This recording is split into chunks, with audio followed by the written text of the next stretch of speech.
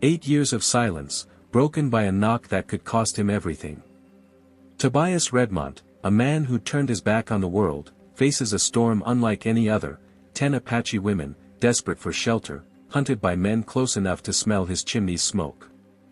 Will he risk his life for strangers, or seal his door against the danger?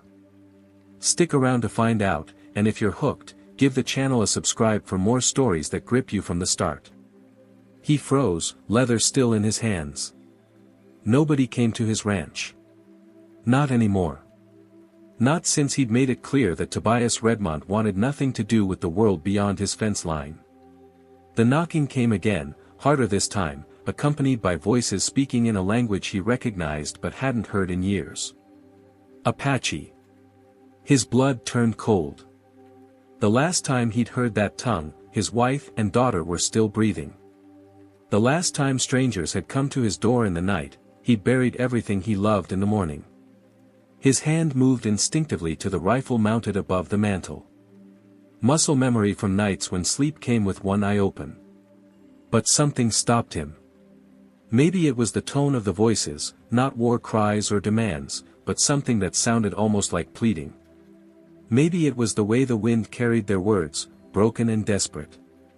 Or maybe it was the realization that warriors didn't usually announce themselves by knocking. He approached the heavy oak door, each step measured and careful. Careful. Through the thick wood, he could hear them more clearly now. Women's voices speaking in hushed, urgent tones. One voice rose above the others, speaking English with an accent that made each word sound like it had been carved from stone. "Please, we know you are there. We need shelter, just for tonight." Tobias pressed his palm against the door, feeling the vibration of their voices through the wood. 8 years of solitude had taught him to trust his instincts. And right now, every instinct screamed danger. Not from the women themselves, but from whatever had driven them to his door in the middle of a storm that could kill a man in minutes. He thought of Sarah, how she used to scold him for his suspicion of strangers, how she'd say that kindness was the only thing that separated them from the animals. But Sarah was dead, and kindness had died with her on a morning when he trusted the wrong people. The voice came again, closer to the door now, as if the speaker had pressed her face against the wood. "They are coming. If you do not help us, we will die out here. And when they find our bodies at your gate, you will die, too." Tobias's hand hovered over the iron bar that secured his door.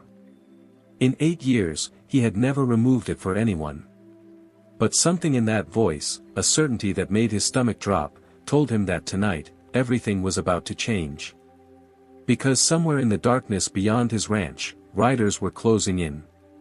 And once they arrived, there would be no going back to the life he'd built in the shadows. The iron bar felt heavier than it should have. When Tobias finally lifted it from its brackets, 8 years of rust and fear seemed to fight against his decision. But the desperation in that woman's voice had cut through his defenses like a blade through paper. The door creaked open, revealing a sight that would haunt him for the rest of his life. 10 Apache women stood huddled against his porch, their traditional dresses torn and muddied, some bearing wounds that painted dark stains against the wet fabric. The youngest couldn't have been more than 16, clutching a bundle that moved slightly, a baby barely breathing in the cold.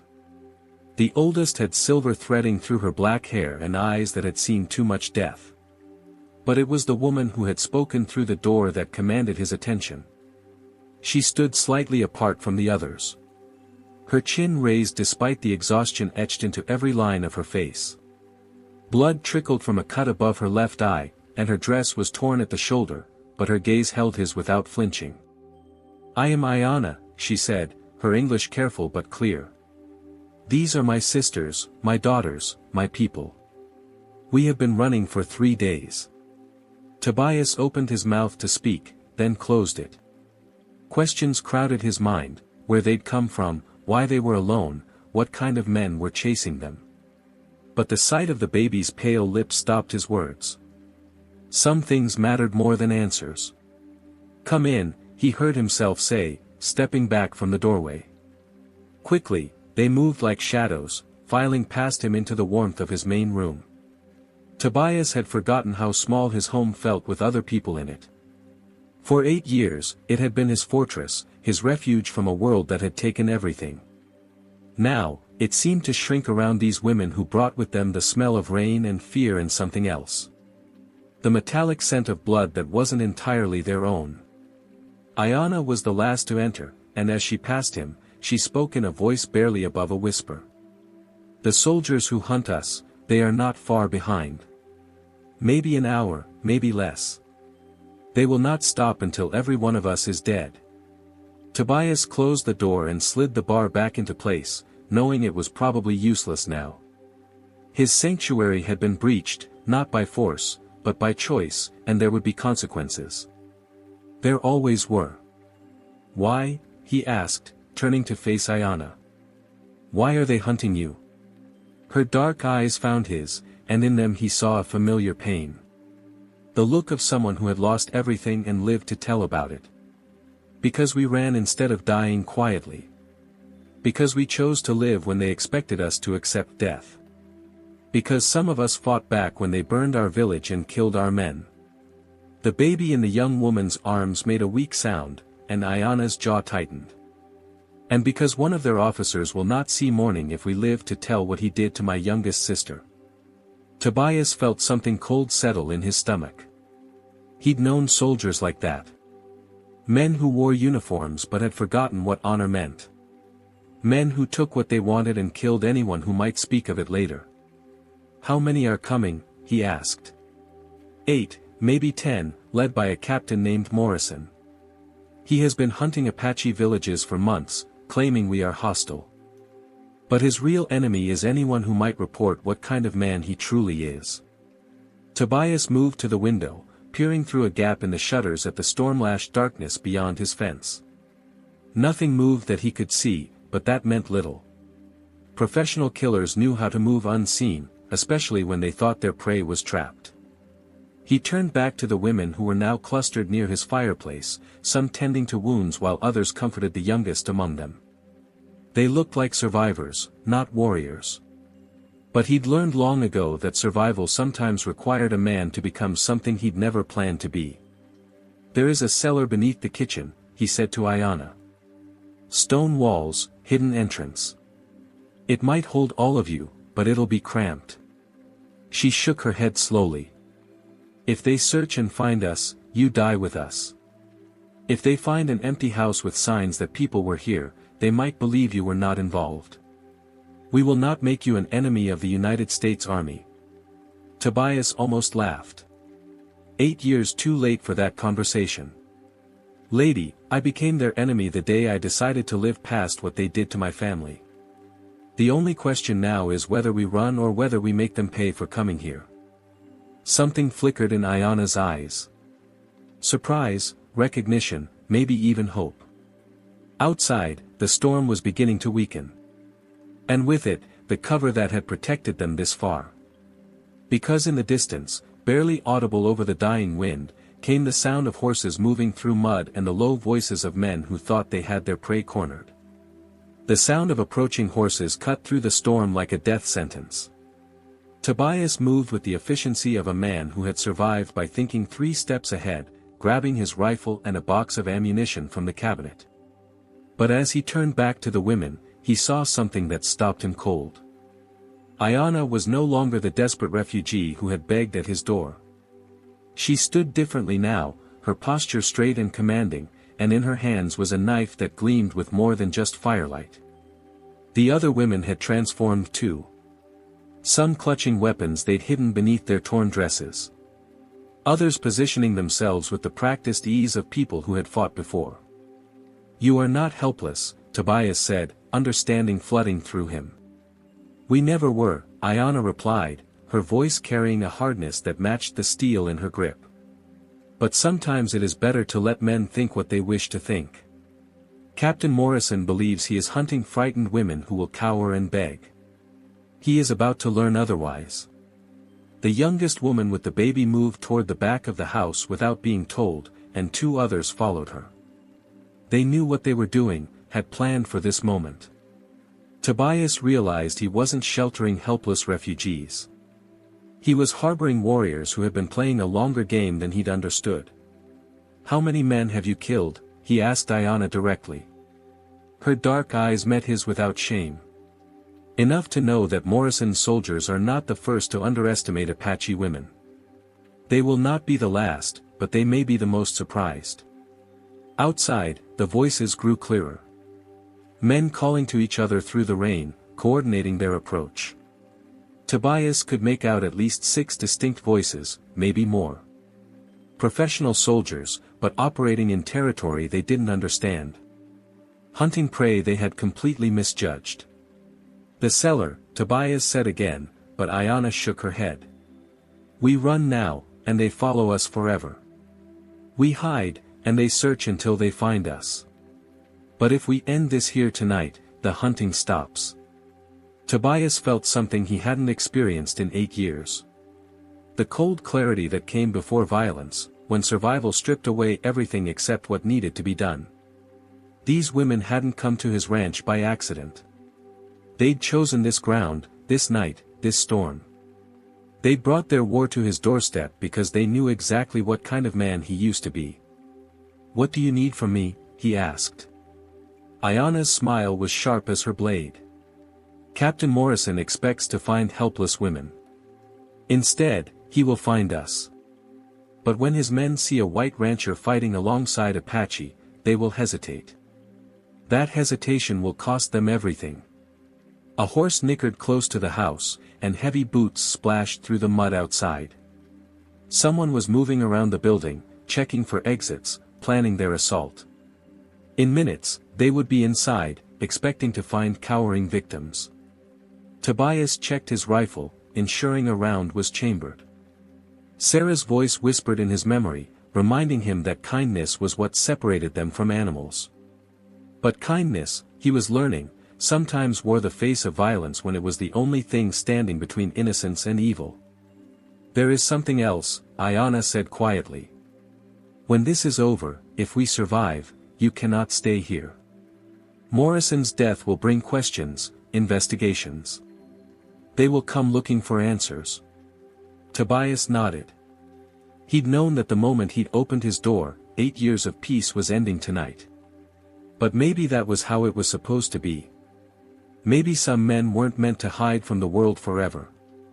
Outside, a voice rang through the storm, commanding, arrogant, certain of victory. "I know you're in there. Come out now, and we'll make this quick." Captain Morrison had arrived, and he was about to discover that some hunts end with the hunter becoming the prey.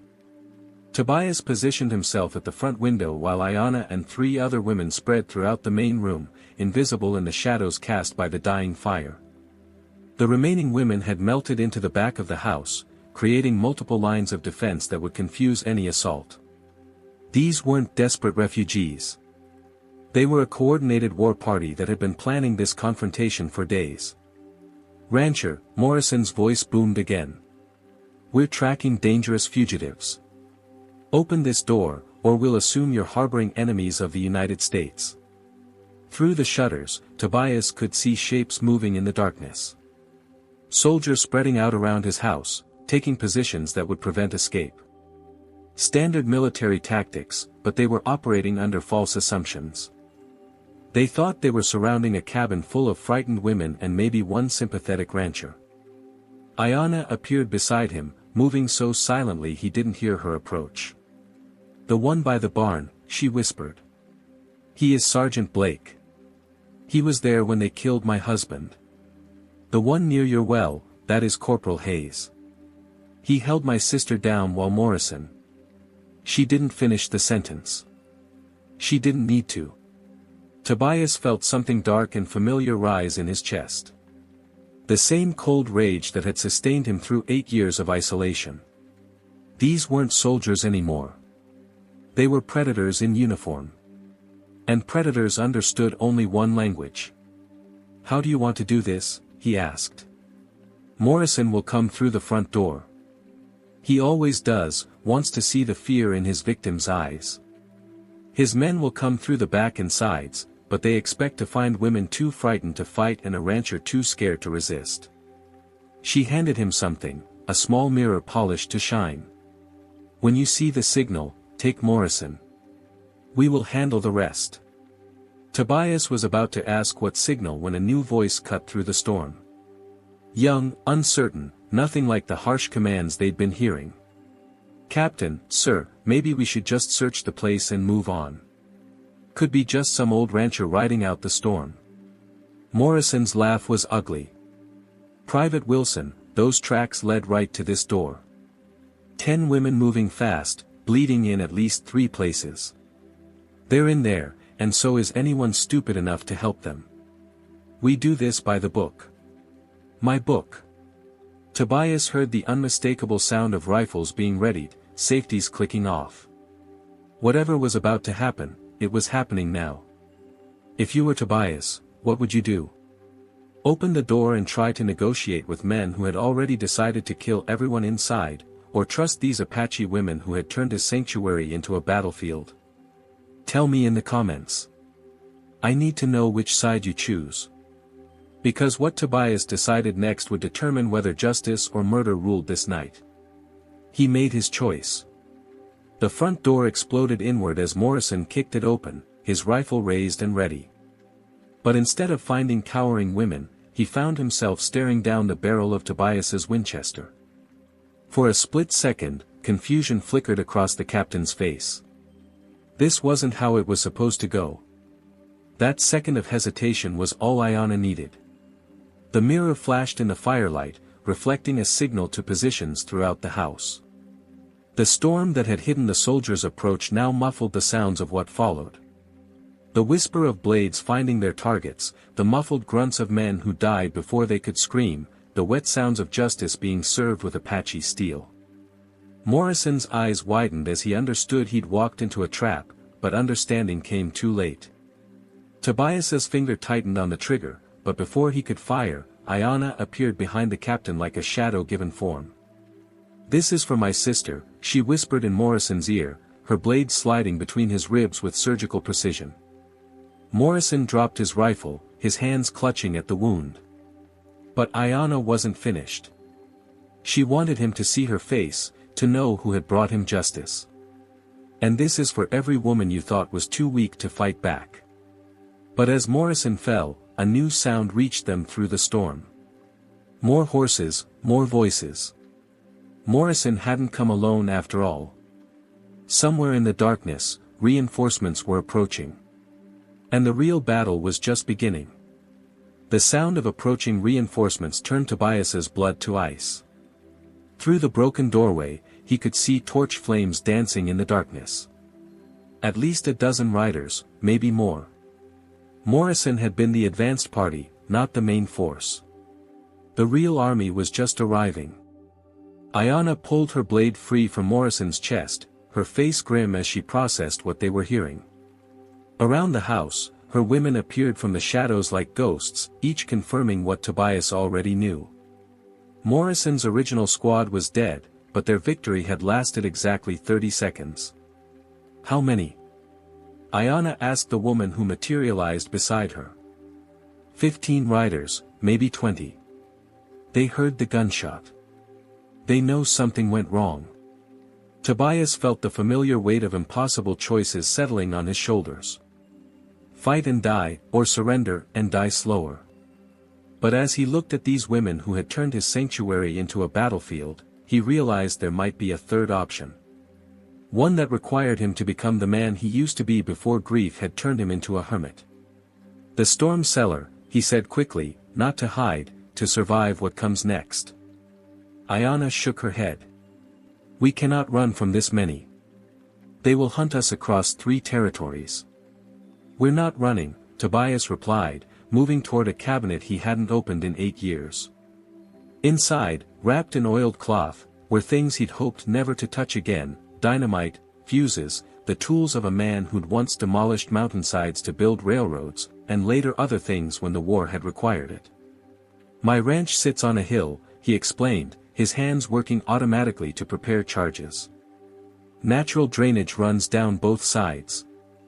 When the spring floods come, all that water has to go somewhere." Understanding dawned in Ayanna's eyes. "The dam. Tobias nodded. I built it to control flooding, but take it out during a storm like this. He gestured toward the approaching torches. That valley fills with 10 feet of water in minutes. Anyone caught down there dies. Ayanna finished. But we would be destroying your home. Your land. Tobias looked around the cabin that had been his prison for 8 years. Then at Morrison's body cooling on his floor. Home wasn't a place anymore. It was a choice. And his choice was to make sure these women lived to see morning. Some things matter more than property, he said, echoing words Sarah used to speak when he'd gotten too attached to material things. Outside, the voices were getting closer, orders being shouted, positions being taken. Someone had found Morrison's body by now, seen the blood, understood that their easy targets had become something else entirely. The youngest woman appeared with the baby, who had somehow slept through the violence. But now the child was awake, dark eyes wide and alert as if sensing the tension that filled the air. Lieutenant Morrison is dead, a voice bellowed from outside. Surrender now, or we burn you out. Ayanna looked at Tobias, her expression unreadable. If we do this, there is no going back. You will be a wanted man for the rest of your life. Tobias shouldered his rifle and picked up the prepared charges. Lady, I've been a dead man for 8 years. Tonight, I'm choosing to live again. But as they prepared to leave through the back entrance, a new sound stopped them cold. The cry of a baby. Not the one in their arms, but another, somewhere out in the storm. One of the soldiers had brought a child with him. Because sometimes the worst monsters hide behind the most innocent shields. And the hardest choices are the ones that test how far a man will go to save the people who matter most. The cry of that distant baby changed everything. Tobias froze halfway to the back door, the dynamite suddenly feeling like lead in his hands. Through the broken front entrance, torchlight flickered across Morrison's body. And somewhere beyond that light, an innocent child was caught in the middle of a war that had nothing to do with them. Ayanna grabbed his arm, her grip iron strong. It could be a trick. Soldiers have used such things before. But Tobias shook his head. He'd heard too many real cries in his life to mistake the genuine terror in that small voice. Someone out there, probably one of Morrison's men, had brought their own child on what they'd expected to be a simple murder mission. Now that child was about to pay for their father's sins. We can't blow the dam, he said quietly. Not with a baby down there. Then we all die, one of the other women hissed. My daughter's life matters as much as that one. She was right, and Tobias knew it. But some lines, once crossed, changed a man forever. He'd been walking the edge of that line for 8 years.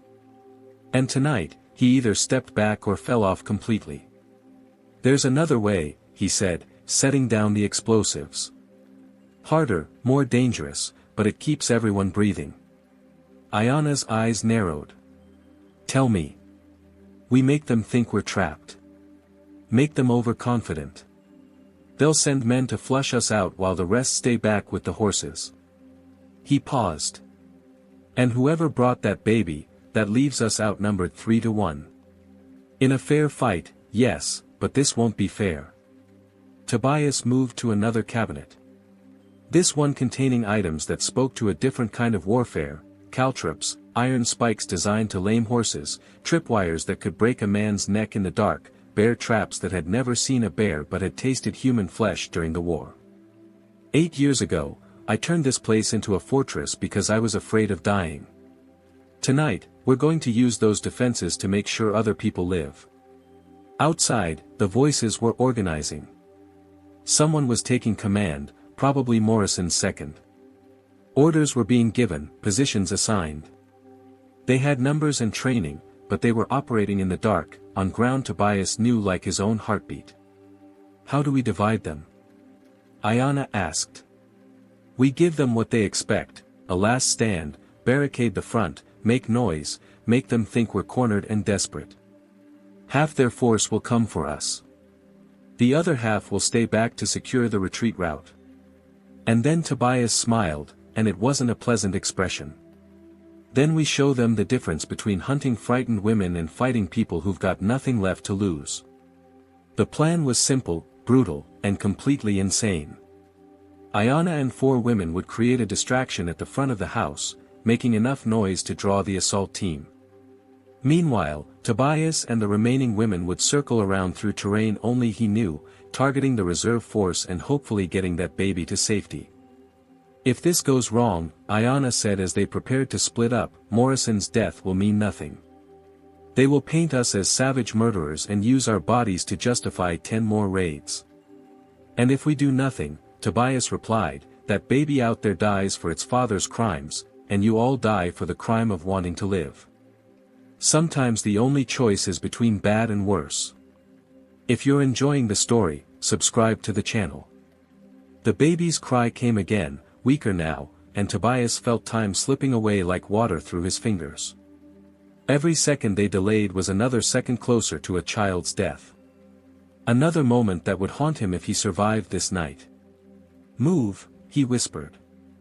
As Ayanna and her team took positions at the front of the house, Tobias led the others into the storm through his back door. The rain was lighter now, but the ground was treacherous, and one mistake would alert the soldiers to their flanking maneuver. But as they crept through the darkness toward the sound of horses and hushed voices, Tobias realized he'd made a critical error in judgment. The baby wasn't with the reserve force. It was much closer to the house.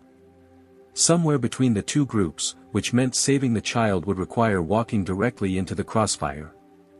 The baby's cries were coming from a wagon position between the house and the soldiers' main camp.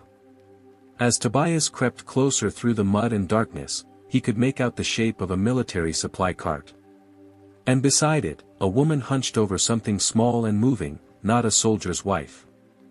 This woman wore the rough clothes of a camp follower, probably a laundress or cook who'd been forced to bring her child on what should have been a simple mission. Tobias signaled for the Apache women with him to hold position while he moved closer. Through the rain, he could hear the woman's desperate whispers as she tried to calm the crying infant. She was trapped between two forces about to collide, with nowhere to run and no way to protect her child from what was coming. From the house came the sound of Ayanna's distraction, gunshots, shouting, the crash of furniture being overturned. It was working. Through the darkness, Tobias could see soldiers moving toward the house, leaving the supply area lightly guarded. But lightly still meant 3 armed men who would shoot anything that moved. He made his decision. Rising from cover, Tobias walked directly toward the wagon, his rifle held low but ready. The nearest guard spotted him immediately, raising his weapon, but Tobias called out in a voice that carried calm authority. "Easy, soldier. Lieutenant Morrison sent me to secure the civilians." The lie bought him precious seconds. In the darkness and chaos, wearing his dark coat, he could pass for military at a distance. By the time the guard realized his mistake, Tobias was close enough that shouting would bring attention neither of them wanted. "You're not army," the soldier said, but his voice held uncertainty rather than alarm. "No," Tobias agreed and struck the man across the temple with his rifle, but the soldier dropped silently into the mud. The woman with the baby looked up as Tobias approached, terror bright in her eyes. She was younger than he'd expected, maybe 19, with the hollow look of someone who'd seen too much hardship for her years. "Please," she whispered. "Don't hurt my baby. She's done nothing wrong." "Neither have you," Tobias said quietly. "What's your name?" "Mary Hendricks. I cook for the men, do their washing. Captain Morrison said it would be safe.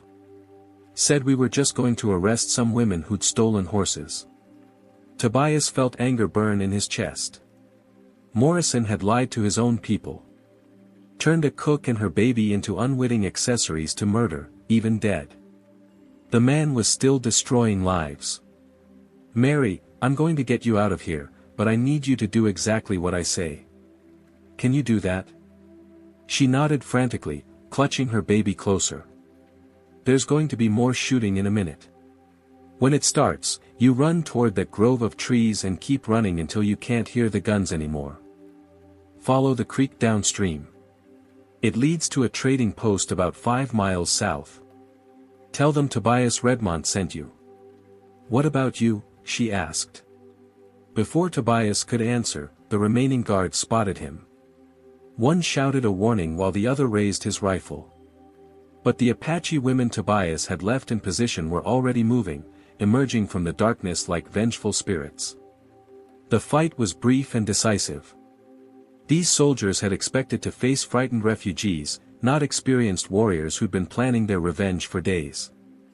Within minutes, the supply area was secure, and Mary Hendricks was running into the night with her baby, disappearing into the safety of the storm. But their victory was short-lived. From the direction of the house came a new sound. Not gunfire, but something worse, silence. Either Ayana's group had won completely, or they were all dead. And rising above the dying storm, a new voice called out with cold authority. This is Colonel Bradley, United States Army. You are surrounded by a full company of soldiers. Surrender now, or we will burn you out and hang the survivors. Tobias felt his blood turn to ice. Morrison hadn't been the real leader after all. Somewhere in the darkness, a much more dangerous enemy had been watching, waiting, letting others do the dying while he positioned his forces for the killing blow. Colonel Bradley's voice carried the confidence of a man who held all the cards.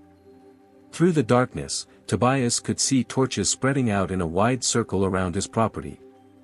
Not the dozen riders they'd originally faced, but what looked like a full military operation. Morrison had been the bait, and they'd all walked straight into the trap. But as Tobias processed this new threat, he heard something that changed everything. Ayana's voice calling from the direction of the house. Tobias, we have Bradley's son. The silence that followed was deafening. Even the storm seemed to pause as if nature itself was waiting to see how this would unfold. Then Bradley's voice came again, but now it carried a tremor that hadn't been there before. Release the boy, and we can discuss terms. There are no terms, Ayana shouted back. Only justice. Your men destroyed our village, murdered our families, and worse. Now you will answer for their crimes. Tobias made his way back toward the house, moving carefully through terrain that was now a maze of soldiers and positioned weapons. As he got closer, he could see the situation more clearly. Ayana's group had indeed won their fight, but at a cost. 2 of the Apache women lay still in the mud, their sacrifice buying the others a chance at survival. Inside the house, he found a scene that would have been impossible to imagine an hour earlier. Ayana stood behind a young man in a lieutenant's uniform, her knife pressed to his throat. The boy, and he was barely more than a boy, had Bradley's eyes and the same aristocratic jaw. But where his father projected cold authority, the son showed only terror. He came through the back, Ayana explained quietly. Thought he was being clever, flanking us while his father's men attacked the front.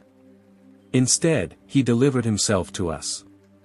The young lieutenant tried to speak, but Ayana's blade pressed closer to his skin, drawing a thin line of blood. How old are you? Tobias asked the boy. 19, came the whispered reply. Same age as the cook's daughter who just ran into the night because your father turned her into a target. Same age as some of the women your captain murdered. Tobias moved closer, studying the boy's face. Tell me, Lieutenant Bradley, did you know what Morrison was really doing to those villages?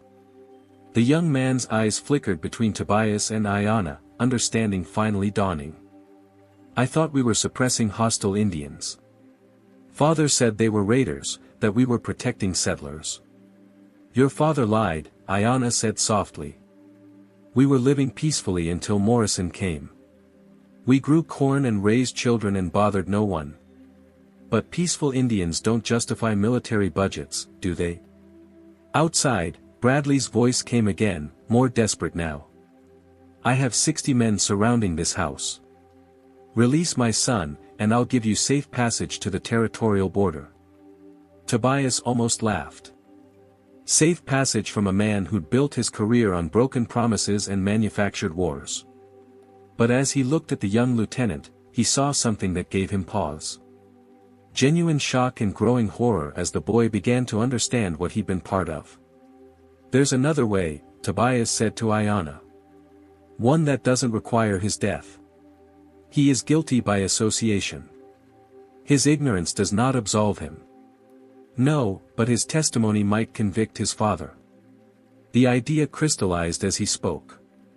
A colonel's son testifying about systematic murder disguised as military action. It would destroy Bradley's career and expose the corruption that had enabled men like Morrison. "You want me to betray my father?" the young lieutenant whispered. "I want you to tell the truth," Tobias replied. "The question is whether you're man enough to face what that truth means." Before anyone could respond, a new sound cut through the night. Horses approaching at full gallop, and with them, voices shouting orders that didn't come from Bradley's men. Someone else was arriving. Someone with enough authority to make a full colonel nervous. Through the broken door, Tobias could see new torches. These carried by riders wearing different uniforms. Federal marshals, maybe, or territorial investigators. Someone had been watching Bradley's operations, and tonight's massacre had finally drawn official attention. As understanding dawned, Tobias realized they might all survive this after all. But survival would come with a price. The truth would have to be told, justice would have to be served, and powerful men would have to fall. Young Lieutenant Bradley looked between his captors and the approaching reinforcements, then at his own reflection in the blade still pressed to his throat. "What do you need me to say?" he whispered. "If you're enjoying the story, subscribe to the channel." Dawn broke over Tobias Redmont's ranch 6 hours later, painting the sky in shades of gold and crimson that seemed appropriate for a night that had ended one kind of war and started another. The federal investigators had listened to Lieutenant Bradley's testimony with growing horror, documenting crimes that reached far beyond Morrison's unit and implicated officials all the way to the territorial capital. Colonel Bradley was led away in chains, his military career destroyed by his own son's courage to speak truth. The surviving Apache women were granted federal protection and compensation for their losses, though no amount of money could restore their murdered families. Tobias stood in the doorway of his ruined home, watching Ayanna prepare to leave with her people. The babies they'd saved, both the Apache child and Mary Hendrix's daughter, had survived the night, though the cost in other lives had been terrible. "Where will you go?" he asked Ayanna. "North, to relatives who escaped Bradley's campaign. We will rebuild, but not here. This place holds too much blood now." She paused, studying his face. "What about you? Your home is destroyed. Your solitude ended. The man who lived alone for 8 years died tonight." Tobias nodded. She was right. The hermit who'd hidden from the world was gone, replaced by someone who'd remembered that some things were worth fighting for, worth dying for, worth living for. "I think I'll head west," he said. "Find some place that needs a man who knows how to build things and isn't afraid to defend them." Ayanna smiled, the first genuine smile he'd seen from her. "That cook, Mary Hendrix, she will need protection until she reaches her family in Denver. The trail is dangerous for a woman alone with a baby." Tobias understood. His first act as a man reborn wouldn't be running toward a new life, but ensuring others reached theirs safely. As the Apache women rode north toward hope, and Tobias prepared to ride west toward redemption, the sun climbed higher over a ranch that had seen too much death and just enough justice. Sometimes the end of one story was simply the beginning of another.